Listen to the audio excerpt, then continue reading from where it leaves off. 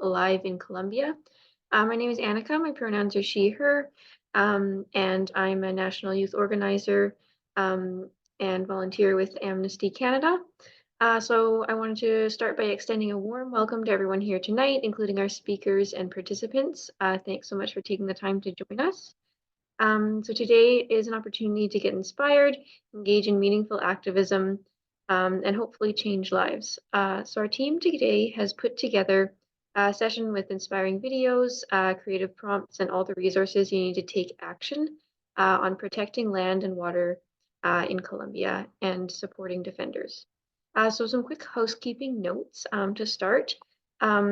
So we are recording the session. Please turn off your camera if you don't want your video to be recorded. And we will be muting all microphones if they're not already muted, just to improve audio quality.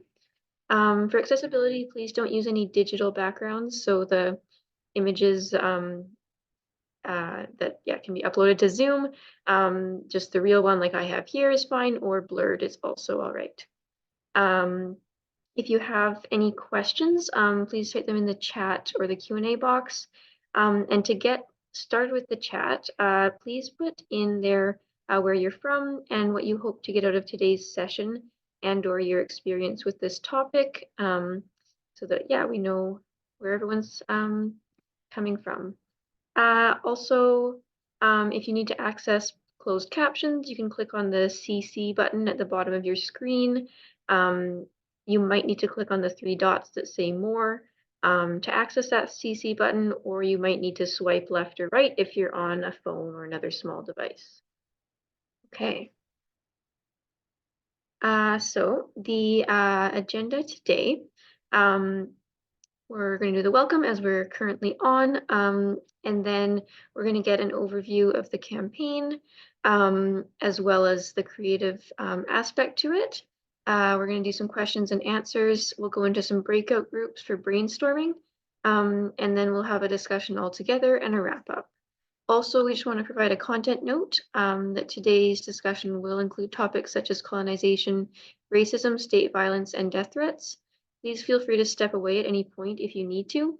We've also put some crisis support lines and information on the slide there. Before we get fully started, we just want to provide a little land acknowledgement. So we won't be able to formally introduce where everyone is joining from because we're all on different indigenous lands. But I do just want to recognize the land that I'm on. So I'm joining as a settler on the unceded, meaning stolen, land of the Tecumloops to Secwepemc in what's also called Kamloops, British Columbia. So I acknowledge my responsibility to support movements for land back and Indigenous sovereignty. I'm honored to have opportunities to act in solidarity with Indigenous peoples, including tonight. From Colombia to Palestine, Indigenous peoples worldwide face similar struggles. Canada is directly complicit as Canadian oil companies destroy Indigenous land in Colombia, and then our government sells weapons to Israel, which uses them to kill Palestinians. And also connected to this is Canada's funding of militarized police, which harass Secwepemc and Wet'suwet'en land defenders. So all of that is very heavy. We are going to try to find hope tonight as well, and that can be found in the many forms of resistance of Indigenous peoples. So now I'm going to pass it on to Kathy Price, our Latin America campaigner. Thanks, Kathy. Thank you, Annika, and hello to everybody who's on this gathering today. It's really great to be here with you to talk about Keep Hope Alive in Colombia, the new Amnesty Canada campaign in support of threatened defenders of land, Indigenous territory, and the environment. And I'm looking forward to sharing ideas and co-creating some plans with you all this evening. So could you advance the slide, please, Annika? So let's begin here. Land and water defenders in Colombia are doing amazing work to speak up for protection of the environment on which their communities and all of us depend. These defenders and their efforts inspire hope. Next slide, please. Let me introduce you to Hani Silva. She lived and worked in the Amazon region in Putumayo until she was forced to leave by death threats that followed denunciation of a company for contaminating the environment. Hani Silva does amazing work, courageous work. This is what guides her, and I'm going to read her quote. "I dream that we can be a model of how to live without doing any damage to the environment, to the Amazon. We have to be guardians and show that it is possible to live in harmony with nature." Next slide, please. So let me also introduce you to Yuli Velasquez.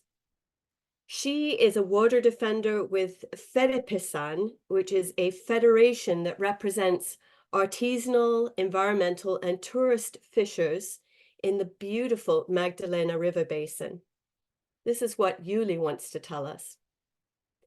"Everyone deserves the right to clean water, yet our rivers are heavily polluted because of oil and gas. People are suffering from gastrointestinal diseases and rashes.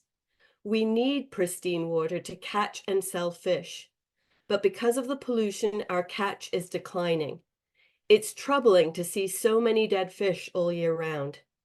That's why I want to ensure those responsible for pollution are held accountable. It's not easy. I've been shot at and threatened. Despite the threats and the attacks, more women have joined our cause." Next slide, please. So we're hearing about threats, attacks, and mobilization to protect the environment. They are interconnected. In the top photo, you can see Yuli speaking to press during a protest against fracking because of the environmental dangers it poses. Challenging fracking has put Yuli and other water defenders, like the members of Credos, who you can see in the photo below, and Credos is the regional human rights organization, it puts them in the crosshairs of death threats and attacks. Next slide, please. In early February, Amnesty issued an urgent action on behalf of Yuli, Fedepisan, and Credos after they received death threats from a paramilitary group, warning that they are now a military target. Days later, a grenade was thrown into the home of a woman who works with Credos. Members of her family were injured. Thankfully, no one was killed. We issued a second urgent action calling for investigation of this attack. Next slide, please. The threats against human rights defenders in the Magdalena River Basin are no isolated case. It was 3 a.m. when armed paramilitaries arrived at the homes of 3 defenders with Rios Vivos. Rios Vivos, or Living Rivers, has mobilized opposition to a big dam project on the Cauca River because of the social and environmental impacts. You can see the dam on the bottom right of your screen and the impact in the photo above it. The armed men who arrived at 3 a.m. told the water defenders they must cooperate by informing on Rios Vivos or face the consequences. Other Rios Vivos water defenders like Nelson Giraldo, who you can see on the bottom left of your screen, have been killed. The threatened leaders gathered their families and fled into hiding. Next screen, please. Forced displacement is all too common amid the wave of threats and attacks on land and water defenders. Deyanira Sosque has also had to go into hiding after an armed group threatened to kill her or her 2-year-old son, who you see in this photo. Deyanira is the governor of Cerro Tijeras Indigenous Reserve and a longtime defender of Indigenous territory. Berenice Seleta, who works with Deyanira through the People's Intercultural University, says, "We do not want to count more deaths. We have buried too many. We want to use our potential to sow life, to ensure food sovereignty, to plant joy in our territories." And next slide, please. The situation in Colombia is one of enormous risk. This is how Ivan Madero of Credos described it at a recent press conference. "We are in the midst of a humanitarian and security crisis." Next slide, please. The crisis is not just in Magdalena Medio, it's a national one. Colombia is the most dangerous country in the world to defend land, indigenous territory, and the environment. And that's according to the 2023 report of our highly respected partner organization, Global Witness. Approximately every 2 days, a defender is assassinated in Colombia. The danger is particularly acute for indigenous, Afro-Colombian, and campesino leaders defending land and water. Women defenders face additional risks of gender-based violence. Next slide, please. So, you've heard about the bad news. Now let's focus again on hope. The reality is that there is an unprecedented chance for change in Colombia right now. As water defender Yuli Velasquez tells us, the Colombian government has a historic opportunity to ensure that we can continue our work without fear. Why is that? Well, in 2022, Gustavo Petro won the election in Colombia, accompanied on the ballot by Francia Marquez, his vice presidential running mate, and you see them on the screen. Their election was historic. Petro became the first president from a former rebel group with an agenda for change. Marquez, a renowned human rights defender and winner of a prestigious Goldman Environmental Prize, became the first Afro-descendant woman to become vice president. Human rights defenders were named to key posts in the government. These precedents imply a radical shift. The new government immediately prioritized protection of human rights defenders, launching an emergency plan. It strengthened the Human Rights Directorate of the Ministry of the Interior and provided resources for collective protection measures. This is heartening. Yet, homicidal violence against human rights defenders increased.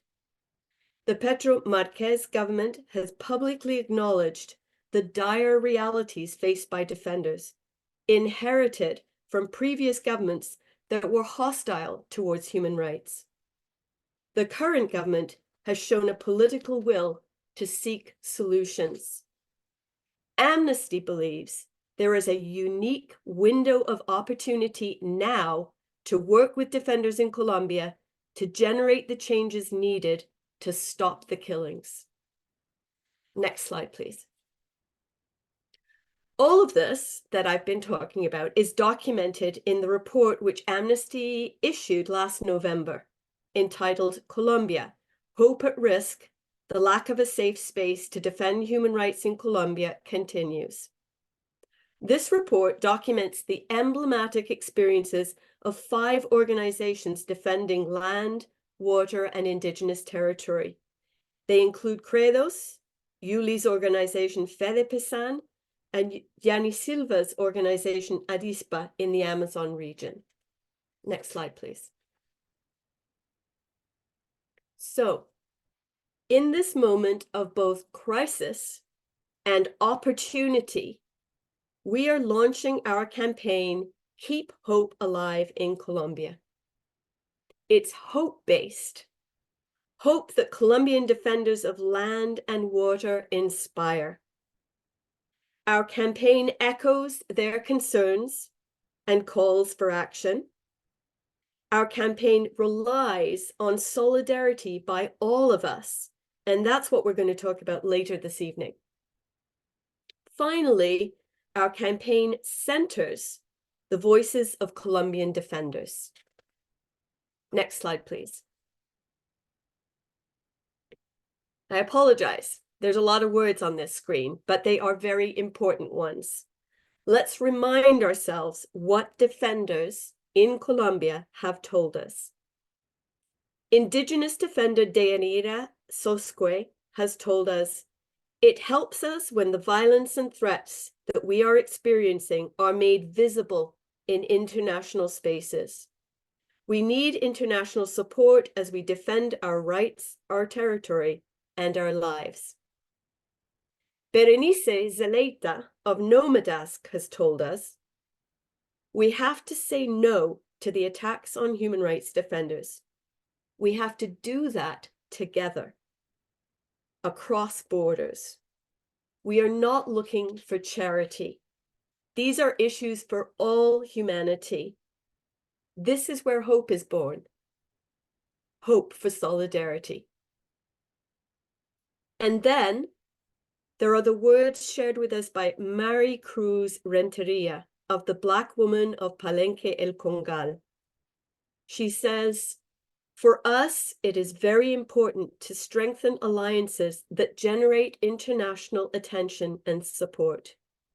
Many of us are alive today because we have these alliances amongst ourselves and with international organizations.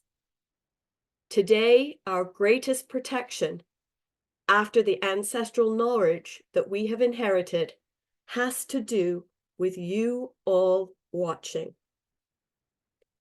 Let's just let these words sink in for a minute.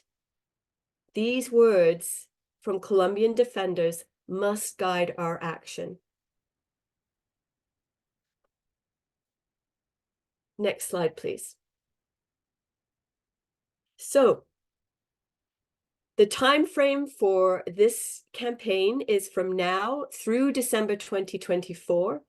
There may actually be a Colombian defender as part of Right for Rights in December of this year, sorry. But certainly we will be mobilizing through this campaign through to the end of December and beyond into 2025. The campaign goals are to help create an enabling and safe environment for defenders to do their important, hope-filled work in Colombia. Our goal is also to grow an impactful community of concern and solidarity in Canada. And our goal is to make visible the concerns we have and our solidarity with defenders in Colombia. Next slide, please. The key messages of our campaign, well, we've been talking about them. Human rights defenders in Colombia remain unprotected and face serious risks every day. The Colombian government has a historic opportunity now to reverse violence against human rights defenders. And the work and safety of defenders is vitally important, not only for their communities in Colombia, but also for all of us amid the climate crisis. Next slide, please. So, what are the targets of our campaigning? Well, they include national and local governments in Colombia. They also include the Canadian government. And why is that? Well, it's because Canada is a major donor to peace building in Colombia. Canada's Voices at Risk guidelines provide a mandate to support threatened defenders, and Canadian companies are active in areas of conflict. Our targets also include network building with potential allies in environmental, indigenous, and corporate accountability networks. And we want to target media and public opinion. Next slide, please. So finally, before I finish, just some of the different ways that we will be taking action through this campaign. They include e-action, and at the end of the gathering this evening, we'll be sending you our new action, Keep Hope Alive in Colombia. We will also be sharing with you urgent actions that have been issued that empower you to send letters to authorities. We'll be using social media. We can also be organizing events with defenders in Colombia. These can be online events, potentially also in-person events later in the year. We want to be using photo ops and stories in local media. As I said, there is the possibility of a visit by defenders from Colombia. And just to give you an example, Amnesty Germany will be hosting Yuli Velázquez in June and giving her a prize. And finally, although there's much more that could be added to this list, I want to flag creative initiatives to build community, make visible concern, gather signatures, and mobilize solidarity action. And we'll be talking about this as we continue with this gathering. So that's it from me for now. There will be an opportunity to ask questions, and I'll try to answer them. But I want to throw back now to our facilitators and over to Rachel. Thank you so much, Kathy, for that very helpful thorough introduction to the campaign, the seriousness of the situation, and also the emphasis on hope and action. So that can guide us as we move forward today. So without further ado, I want to introduce Rachel, one of our other youth activist leaders, who's going to talk to us about the creative element of our session today. Over to you, Rachel. Thank you, Annika. And hello, everyone. I'm Rachel, a youth activist with Amnesty, joining from unceded and unsurrendered Algonquin and Anishinaabe Aki, also known as Ottawa. And so I'm part of different teams and groups, including the Environmental Human Rights Defender Specialized Team. And today I'm here to speak about one of my greatest passions, which is the intersection of art and activism. So as you can see on the screen, this illustrative collage I made was intended to capture the lively resilience of land and water defenders in Colombia. And if we go to the next slide, Annika, you'll see the variety of defenders like Hani on the right, as Kathy had mentioned in her campaign brief, and Yuli on the left, in their respective communities doing the work to protect the environment despite the violent threats and targets placed on their heads, their families, and organizations by extractive corporations that violate the rights of the people and the earth. Artistic expression is a crucial element of any and all activist initiatives, especially holding importance to those in Colombia. From the beautiful, vibrant murals included in this image, you can see just how much heart, passion, and dedication they put into the work, and not only as a means of advocacy, but for the sake of survival and protecting their rights and territory. As Kathy explained, this campaign is about keeping hope alive and not letting tragic narratives cloud the strength and perseverance of these defenders. Art is loud, it's accessible, it can reach audiences beyond borders, regardless of language barriers, because everyone can find a unique way to interpret the meaning. By mobilizing art for change, it transforms these spaces into true means of activism, resistance, and solidarity by connecting communities despite the challenges of distance and location. This is about innovating, exploring, and developing creative means of global engagement in human rights and environmental protection. And by the end of the session, we hope that you have left inspired with new perspectives, new ideas, and a little more curiosity in how to spark connections through all forms of art. Thank you. Thank you so much, Rachel, for that those powerful words and the beautiful art as well. It can be hard to think outside of the box when it comes to activism, but that certainly proves that it's possible. I'm going to turn the floor now to Luna for the question and answer period. Perfect. Thank you, Annika, and thank you, Rachel, as well for sharing that.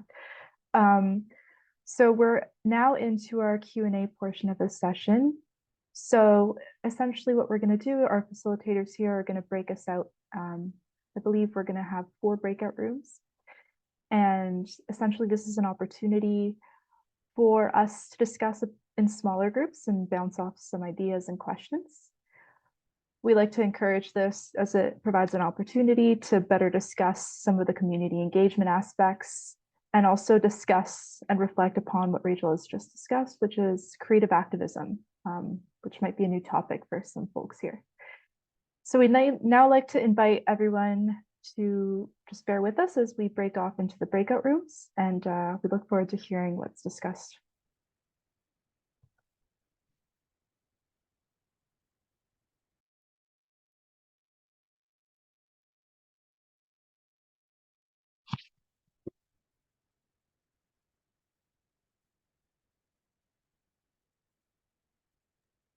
Sorry, everyone, just bear with me while I put the breakout rooms. But in the meantime, if anyone has any questions for Kathy or Rachel, feel free to ask.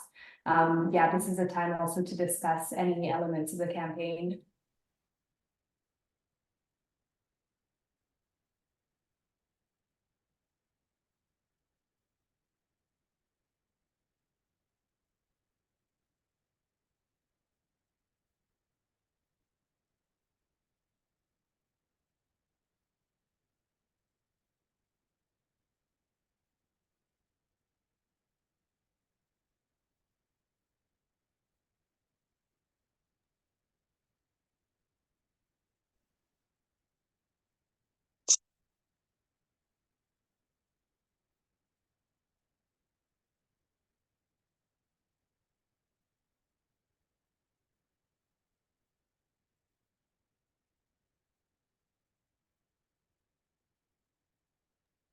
I'm going to just jump in here because I see in the chat that there's a question about Canadian companies in Colombia, oil and gas and mining companies that are operating in Colombia. And certainly there are a number of companies that are active in Colombia.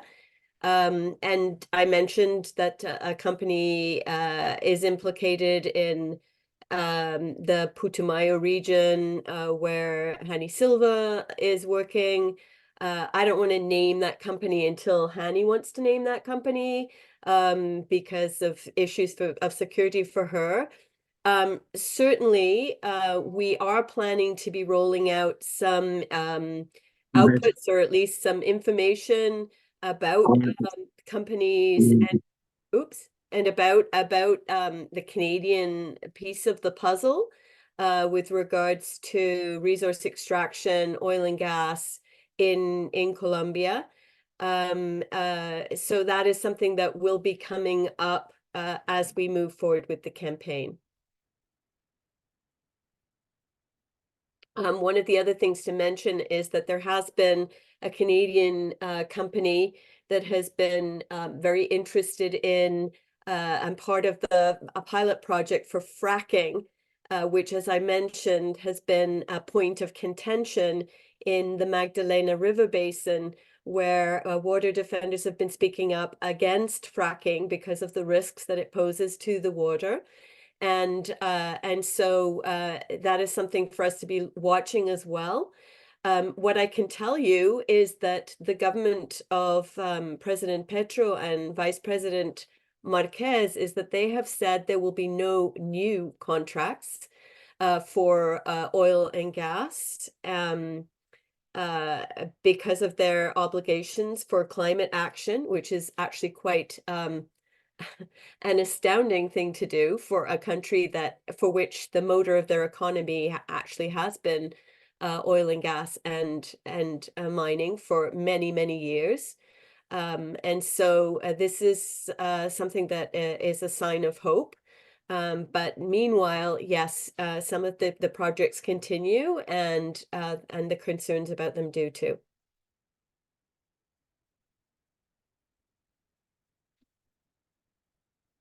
I'm trying to see in the chat. Let's see what else is there here.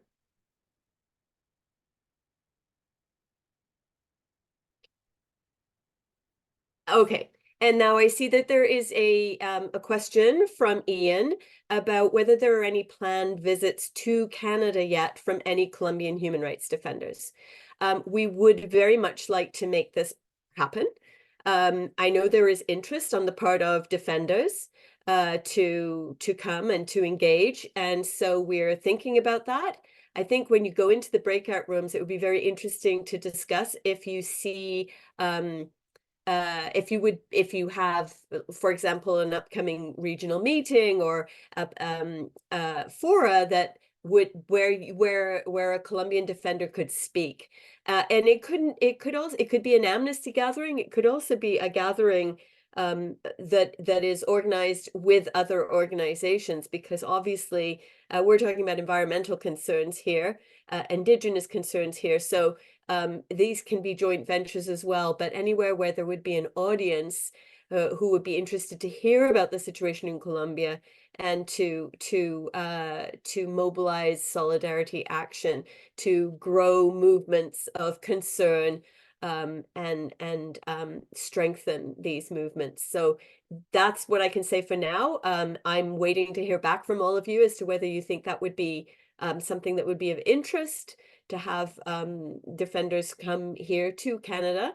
Meanwhile, there will be opportunities to organize online gatherings. We're thinking about something around Earth Day. This has not yet been finalized, but if we're looking to see how one of our Colombian defenders might join a gathering like that in order to share with all of us what's happening and what's needed now.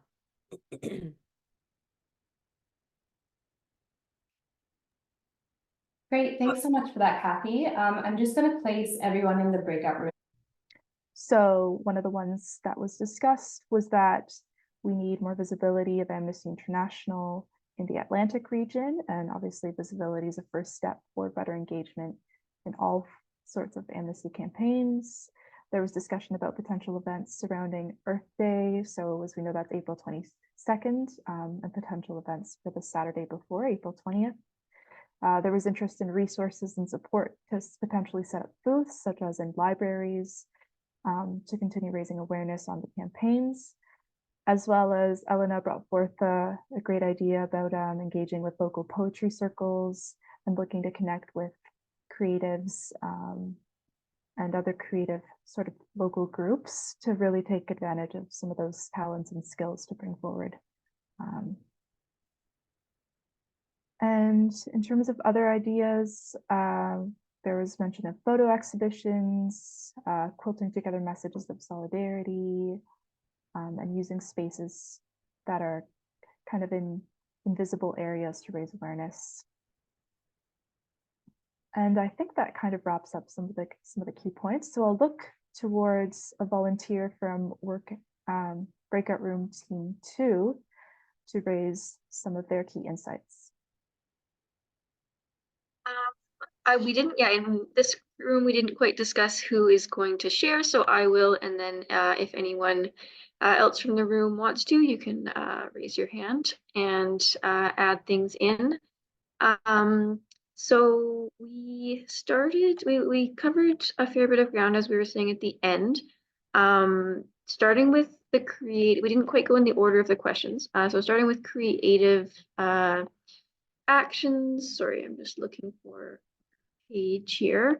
Started talking about music. So someone was sharing about the rich talent of music in Colombia, including Shakira being from Colombia, and wondering if there's any way we could get her to help raise awareness. Also talked about paintings based on urgent actions, murals, as well as films. Potentially an award to a filmmaker with a film screening along in that event, and yeah, some music. So a variety of ideas on that slide. We also were talking about some of the specifics of the situation, and so I think one of our participants might have an extra question for Kathy if we have time for that later on. And then we discussed partnering with environmental organizations to try to encourage them to more directly support indigenous land defenders worldwide. And Oh yeah, we also talked about peace communities, supporting defenders in regions with paramilitary activity there. So I think that pretty much sums it up. Perfect. That's great. Thank you so much to our second team for all those good ideas. I'll turn it over now to a volunteer from team 3 who would like to raise. I can discuss a little bit. So Perfect. I'll also just start with the creative ideas that we had. So I think it was Marilyn brought up using a lot of like the artwork, the collage I did, or even if we get other different illustrations and pieces on postcards, also solidarity postcards that we can share. And I discussed how Amnesty Canada has a history of doing that before too. So that would be a really unique way of mobilizing art for change. And then I think it was Miriam brought up producing a booklet of testimonies from the defenders in Colombia, and in a way using storytelling of their experiences, the threats that they faced, alongside their successes and how they've been able to overcome a lot of those challenges.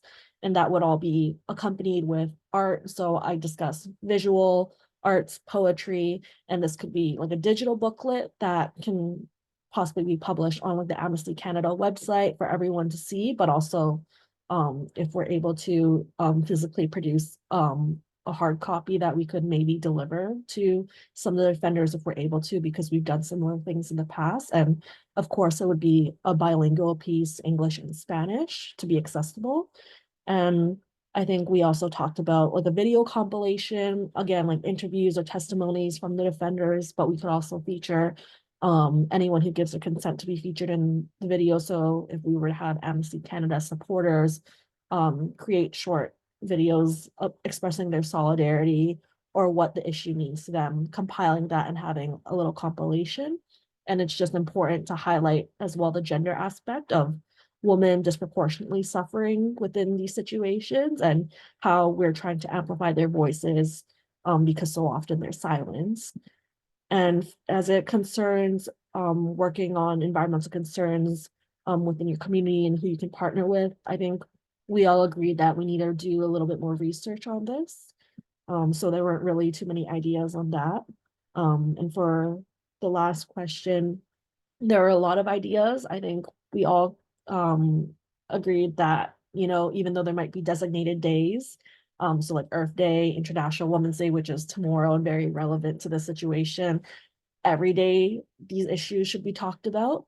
And so while these are good times to highlight the cases in Colombia, I think just like finding any moment where you can talk about it is important. But of course, it's Women's History Month in March. We have the International Day of Action for Rivers exactly 1 week from now, next week, March 14th, I believe.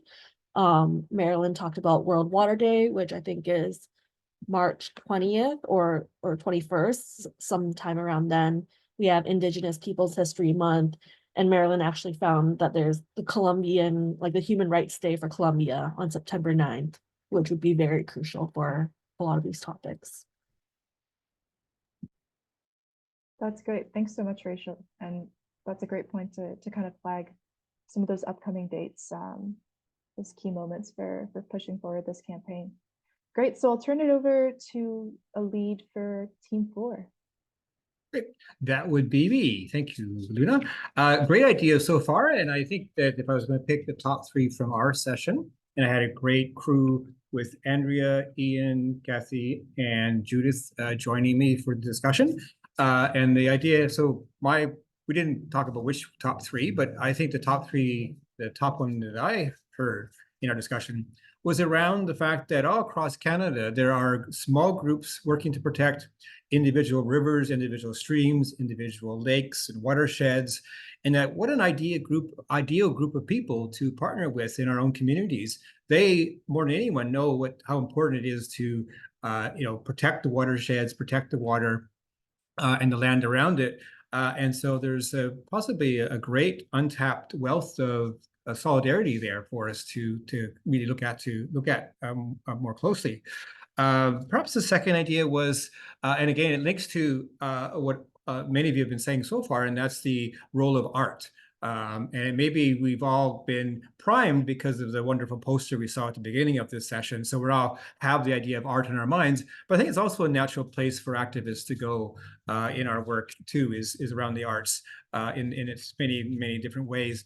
And so the idea was to maybe try to get a creative team across the country going that are producing artworks, maybe some illustrations, some paintings, some social media posts, materials for the rest of us to use as we're amplifying those voices across the country. So I think the idea that the one image we have so far might be a postcard is good, but also how can we just use some of these things in our everyday interactions with others and trying to spread the word and awareness. So to have a creative team, and then the rest of us would be the distribution network. We would take these images and the messages and the words of the defenders and share them as widely as possible. And so there might be quite a wealth of materials going out there, reaching different audiences in different ways. And we didn't mention music, but I think music also is a key piece of that. And then the third thing would be basically, let's see now. Oh, yeah, I think it's been mentioned by others, partnering with other organizations that are already perhaps active in Colombia or are active on water issues here in Canada. It was mentioned that the Council of Canadians has a current campaign that involves protection of water. I'm not sure what it is myself, but they're working on that particular issue. And again, it was the idea maybe it could be that we jointly organize an art exhibition or that sort of thing. So again, art comes up very, very strongly. And I guess the other, I'm sneaking in a fourth idea, but an online webinar with the defenders, so that we have make a better personal connection with them, hear their stories, and make those connections that are so important to really inspire our activists and the public to take more action. There's a few more, and I haven't put them on the sticky notes, but I will later, so that they're on the record. Thank you. Back to you, Luna.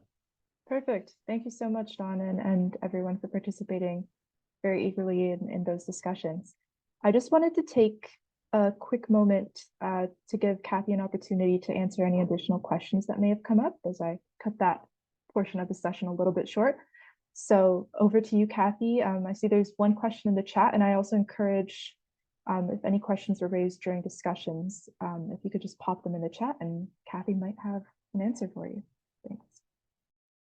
Okay, thanks. I'll try to. I can't answer every question here, unfortunately, but I see one that is asking about what the Petro government has done to protect land and water defenders, and what initiatives have been implemented. Well, in their first 100 days in office, they did implement an emergency program, and they did strengthen some of the institutions of government to be able to better respond and to have budget in order to respond. And so while that has been welcome, it's not enough.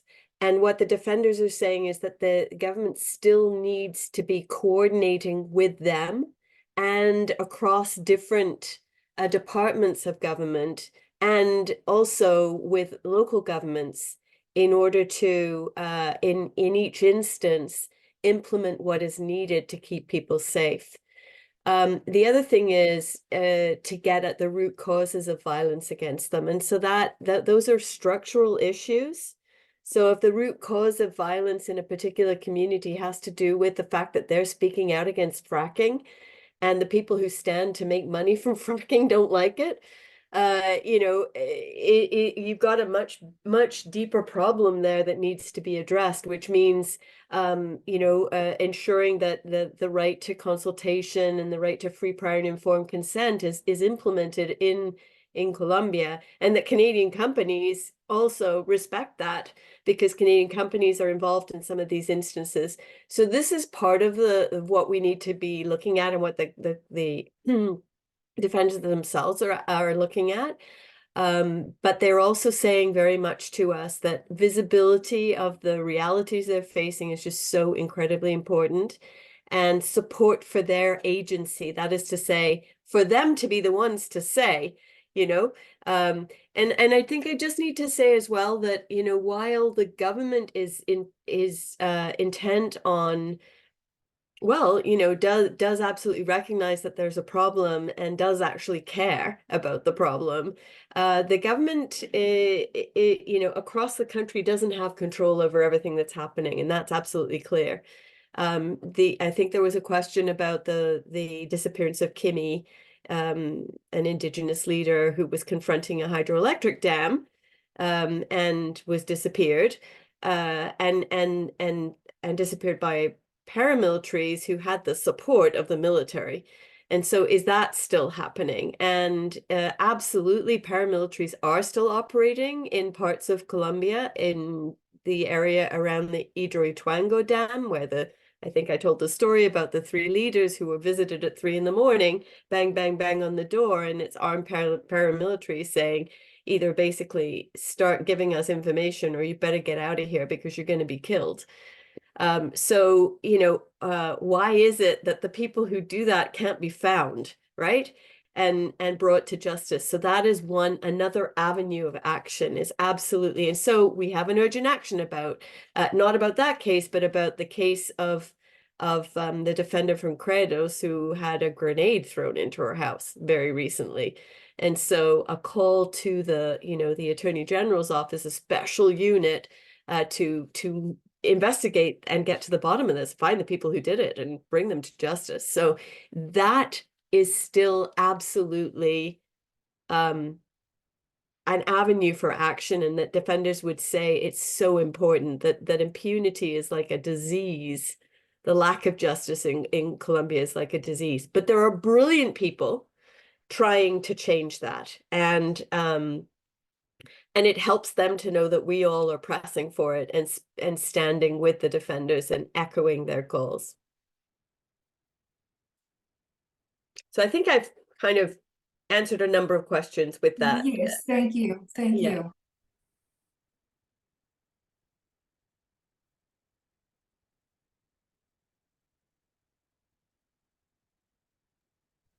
Perfect. Yeah, That's and I great. mean, sorry, just one last thing. I see that there's a question about drug cartels, and I'm not an expert on the drug issue by any means, but certainly the dispute of like what is part of the problem is the ongoing dispute in Colombia for control of land, right? So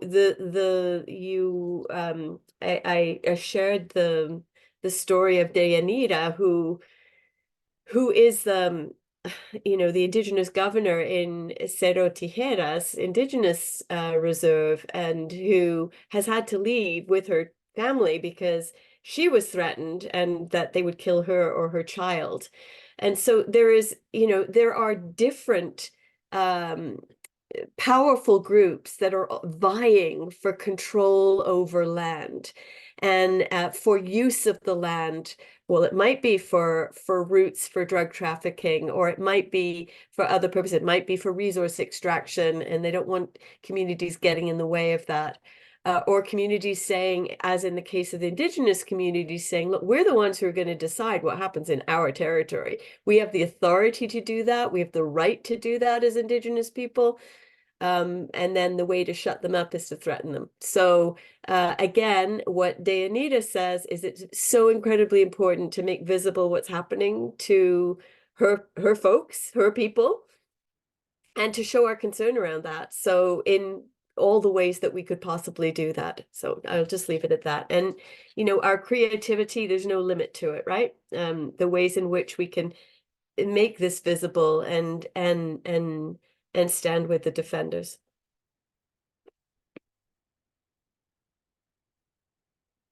And I think that's it. I think that's it.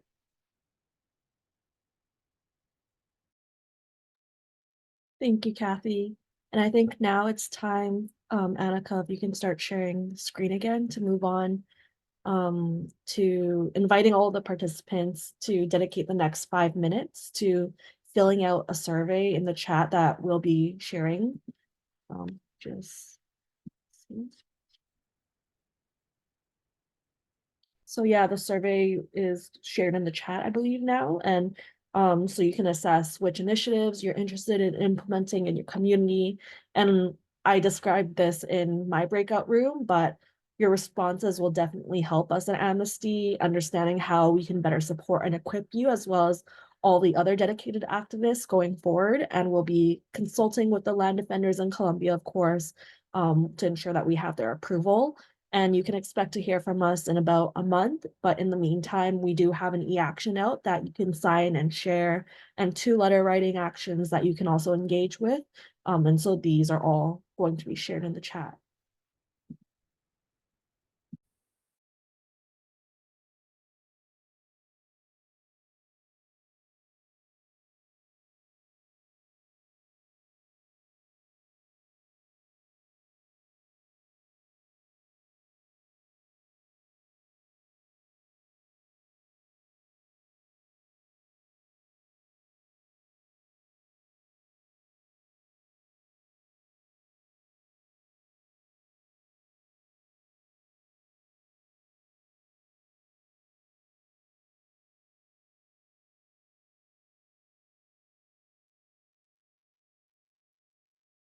Where are the questions?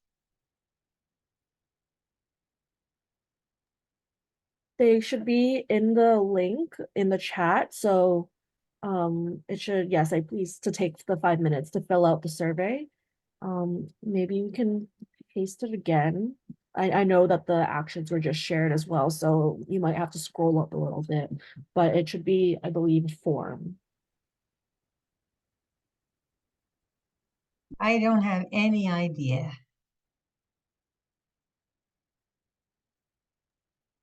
Okay. Yes, it was Got shared it. again there. Okay. The link is in the chat. It just means you need to go to your bottom menu or wherever your menu is Great. and I found it now, but chat. she sent it again. Yeah.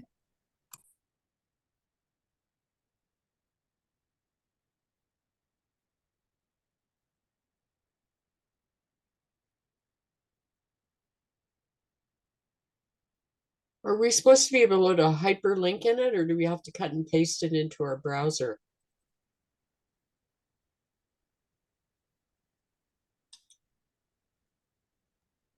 I believe it should be like hyperlinked. It's a hyperlink in my chat. That's how it shows. So Barbara, maybe let me know if that doesn't work for you.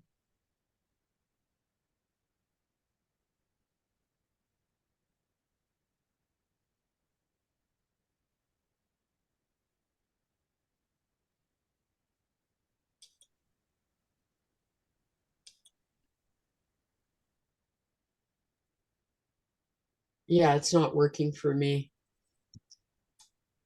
I will send it to you via email. Fantastic. Thank you.